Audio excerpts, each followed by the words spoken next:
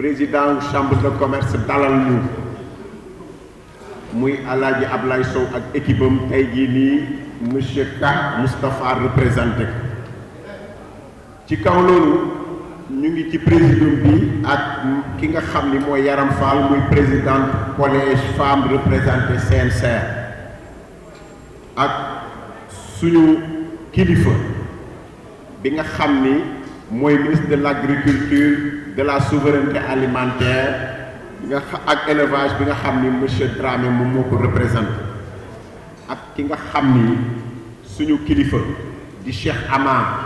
bi nga xam ni 1997 ba léegi ñu ngi ànd di liggéey ak ñoo doon liggéeyandoo ak ndom si yàlla Alaaji Boubacar Cissé bi nga xam ni moo doon président comité d'organisation FIARA ak Alaaji Malick Sow ak Alaaji Moustapha Ka yal na yàlla yërëm leen góor googu tey maa ngi ñaan ngeen may ko loxo parce que ngor gi ko jàppoon boobu ba léegi mu ngi fii toog suñu wet fu ñu xëyee mu xëy ànd ak ñun fu ñu gonte mu gont ànd ak ñun te ñun loolu la ñuy doyee kilifa di gërëm it équipe bu FIARA bii nga xam ne sëñ Abdou Aziz Sy moo ko jiitee mu ngi nii toog ñoom lii ngeen gis ci FIARA li muy rëy yëpp juróomi nit a ko coordonné wala juróom benn muy lu jaaxal ñëpp mais nag loolu sant yàlla rek quoi ils sont outillés te ay jàmbaar lañ di gërëm it suñu kilifa Babacar Sène bi nga xam ni yàgg na lool ñu ngi ànd guddi ak bëccëg di liggéey ci FIARA mu rafet trop di leen gërëm yéen journalistes yi parce que bu ñu nee FIARA rek ngeen jël ko def ko seen événement téye ko yor ko di ko doxal ba ndam luñ ci mën a am ba tey ñuy célébrer 25 ans joué ngeen ci lu rëy waaw FIARA nag comme ngeen ko xamee première année bi ñu ngi ko organisé 1999 Obélisque 60 exposants la tey ñu ngi plus de 1000 ren ñuy célébrer 25 ans parce que fii la démarré woon fii lañ ko doon waxtaanee ba yàlla mi nga xam ne mi dara tëwul tey 25 ans ñu mën a ñëwaat fii kon ñu ngi gërëm ñëpp sant surtout waa chambre de commerce ci jàppale bi ak taxaw ci biir FIARA ren bi am na lu ñu tuddee salon de l'agriculture ak ressources animales salon bi li ko waral FIARA objectif bi moo doon bu ñuy jëm nawet ñu organiser benn jaba mooy marché boo xam ne day permettre producteurs yi vider seen grenier ba bu ñuy dem nawet am lu ñu yor ci seen poche période de soudure bi ñu mën a am lu ñu mën a jënde ndawal ak dundal seen njaboot mais loolu xam nga du mën a am ci benn fan du mën a am ci une semaine parce que wàccaayu baykat yombut moo tax délai bi gudd waaye nag ci yoon wi dafa am ñoo xam ne dañu manifester un intérêt pour partager ak ñun cadre boobu muy ñi nga xam ne hommes d'affaires yi la ak les partenaires au développement les chefs d'entreprise les décideurs les bailleurs ñoom ñu ni Abdou enquête yi ngay dugal dañu bëgg nga wutal ñu ci ñeenti fan yoo xam ni bu FIARA bi démarré ba ca digg ba nga wutal ñu ñetti fan ñeent yoo xam ni dinañ ko tuddee benn salon ñun ñu ñëw jóge Europe ñëw bokk jóge Amérique ñëw bokk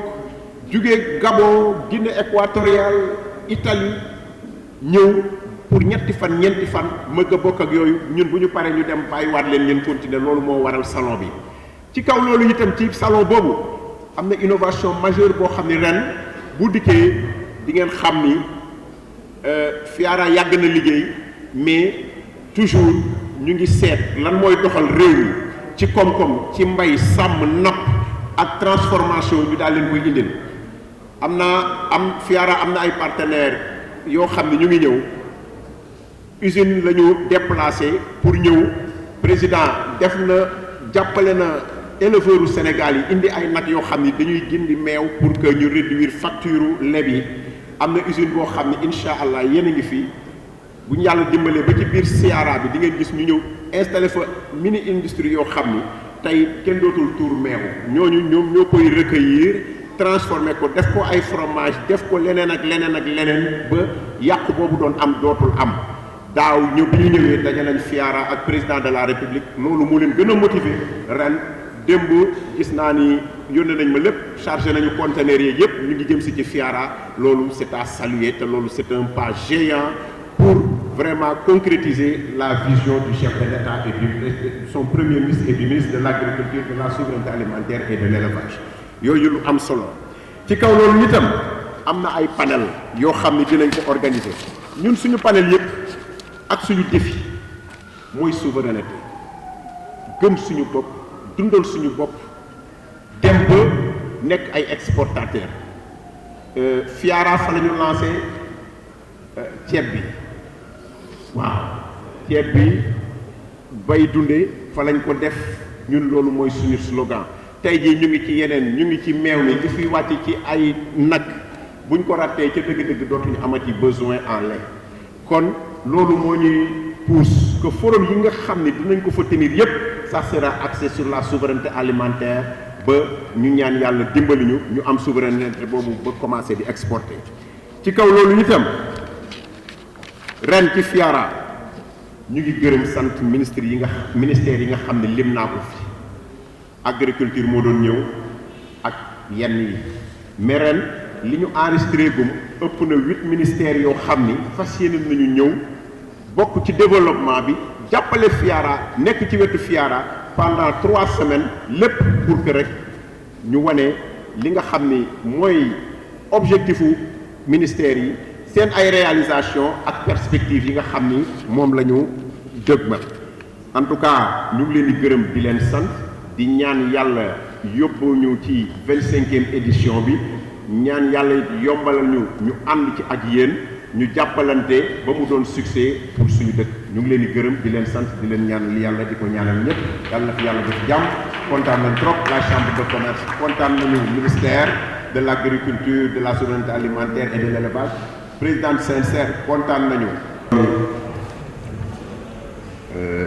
maa ngi leen di ziar di leen baalu ak ci tardement bi tuuti ñaan ngeen baal ma mais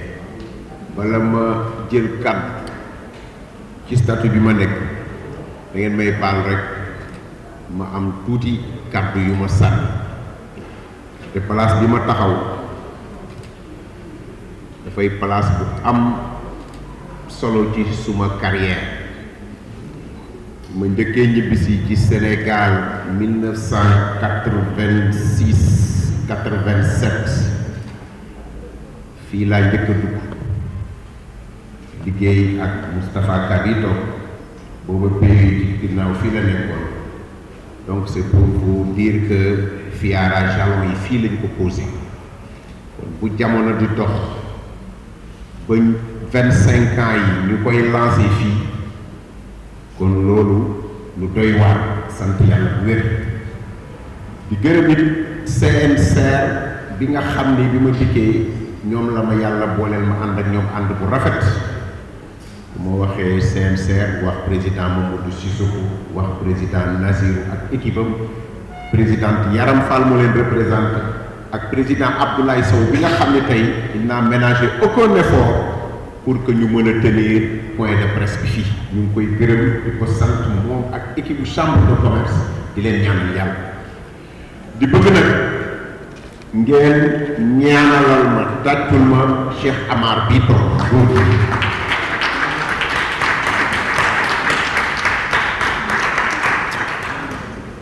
je le dis parce que góor gi toog dama ànd ak moom ba mu jugee booba mu ngay jugee ministère de la femme ñëw développement social ñëw CNCR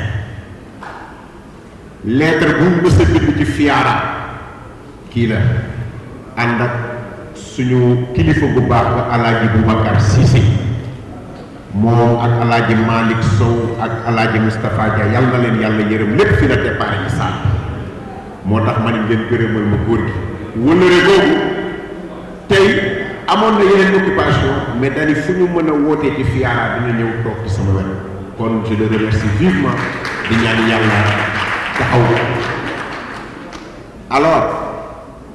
je ne peux pas passer sans remercier mon frère Babacar Sène bëri kene moom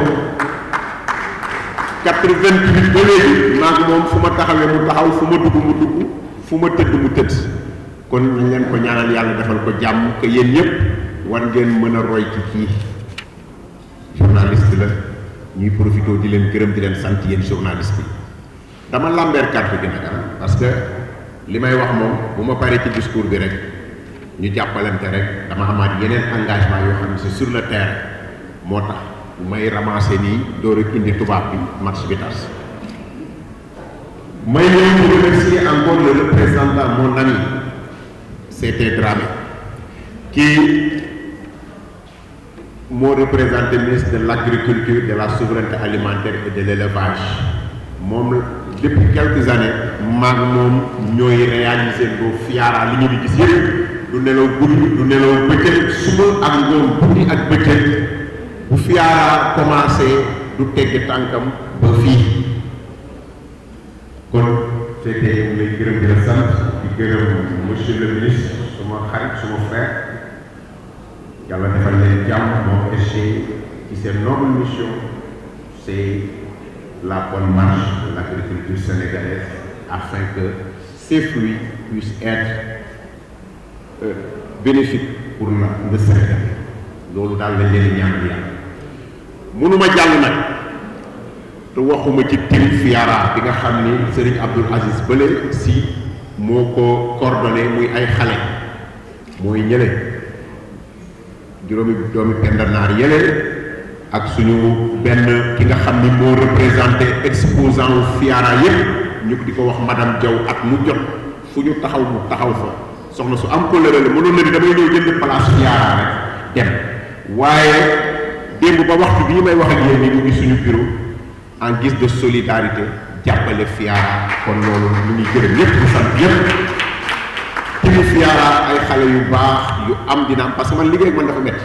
du ma nelaw toujours damay accélérer la cadence donc day métti kon ñu ngi leen di gërëm di leen sant léegi nag ñu lire discours.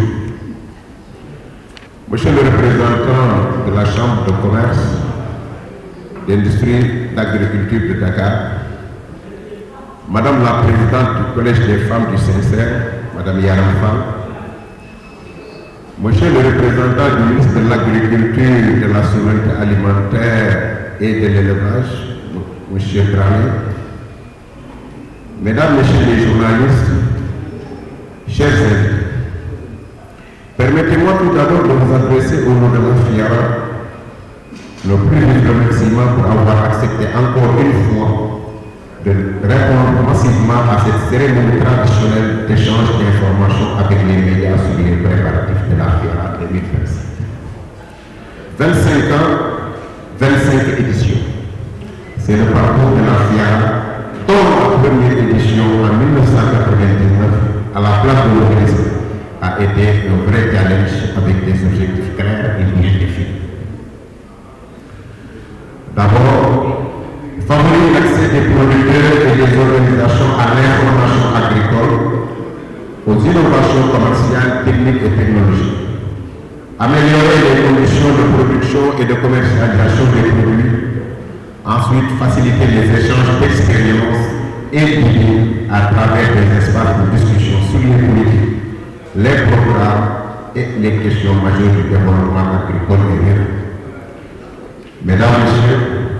en marge de la 25e édition de la FIARA se tiendra la deuxième édition du Salon international de l'agriculture et des ressources animales, SIARA,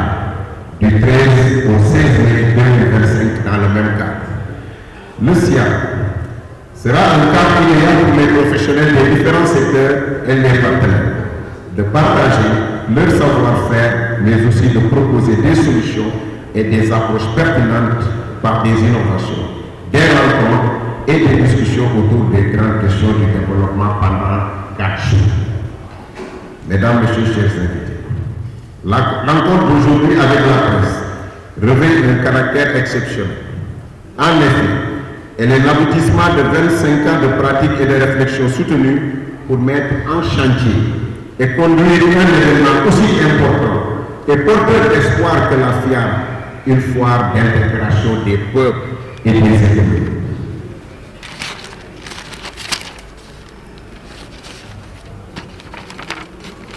Rurale et agricole, dont la spécificité est qu'elle est conçue par et pour les producteurs au profit des exploitations familiales. Cette année, La cérémonie de lancement est organisée à la Chambre de commerce, d'industrie et d'agriculture de Dakar, dont nous exprimons notre profonde gratitude au président, à ses collaborateurs et à ses services pour leur appui et conseil. Mesdames, Messieurs, chers invités, depuis la première édition en 1999, les thèmes de discussion ont tourné autour d'importantes questions comme le rôle des exploitations familiales dans le développement agricole et rural, l'amélioration de la productivité, les services d'accompagnement de la production, la commercialisation des produits agricoles locaux. La crise alimentaire que nous vivons a donné un nouvel éclairage aux enjeux de la consommation locale. Enjeux économiques tout d'abord, avec l'importance de consolider le tissu de notre production agricole et agroalimentaire.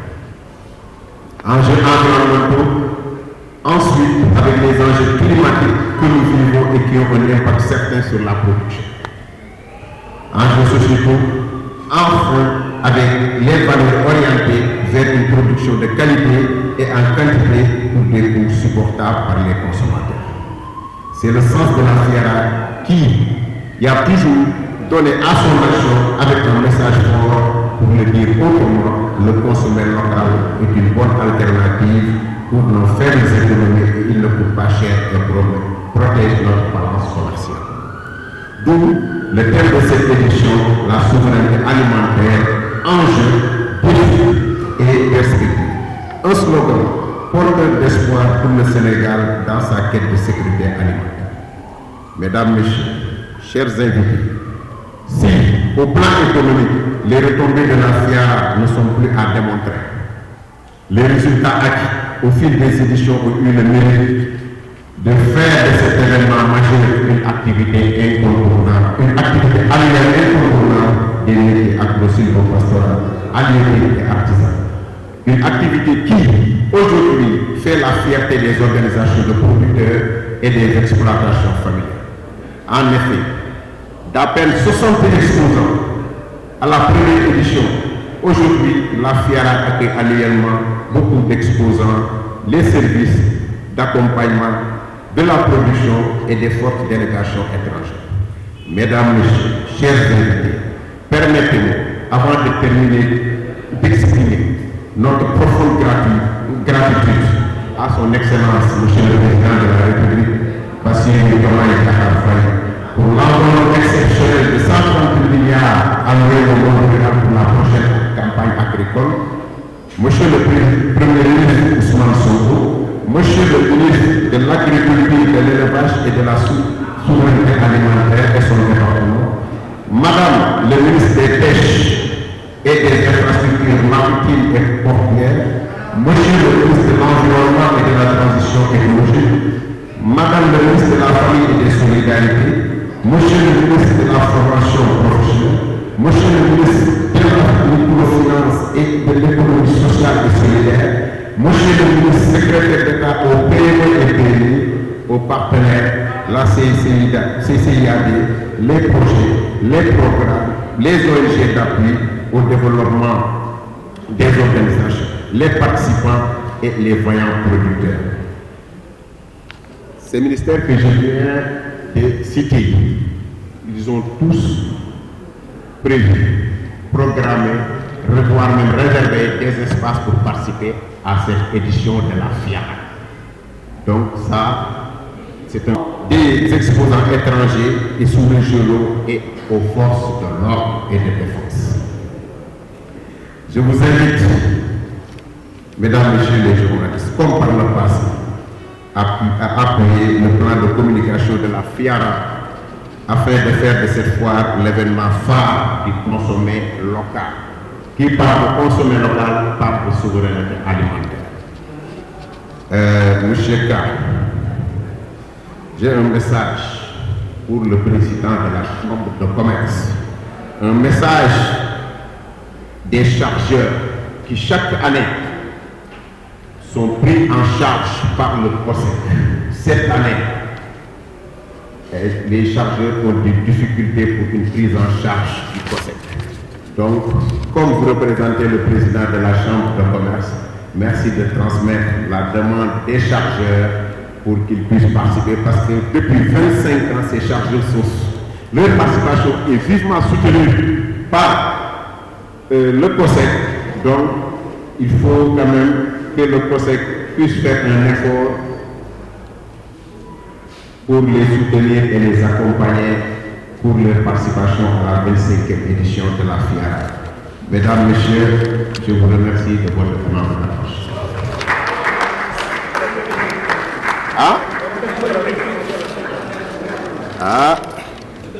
Alors